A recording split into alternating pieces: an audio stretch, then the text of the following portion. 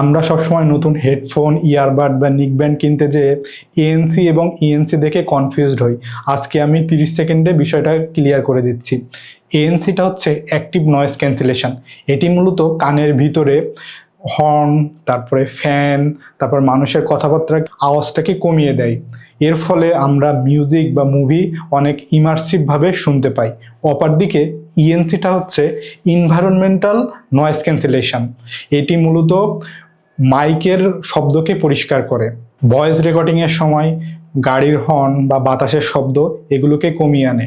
Call করার সময় আমরা রাস্তা দিয়ে যদি হেঁটে যাই, সেক্ষেত্রে যে সাউন্ডগুলো হয় এগুলোকে ইএনসিটা কমিয়ে দেয়। দুইটাকে যদি আমরা পাশাপাশি রাখি, এএনসিটা মূলত শোনার জন্য ব্যবহার হয় এবং ইএনসিটা হচ্ছে কল বা ভয়েস রেকর্ডের জন্য ব্যবহার হয়। তো আমরা বলতে পারি কোনো নিকব্যান্ড বা ইয়ারবাড বা হেডফোনে যদি এএনসি এবং ইএনসি উভয়ে উপস্থিত থাকে তাহলে সেটা একটা পারফেক্ট প্রোডাক্ট।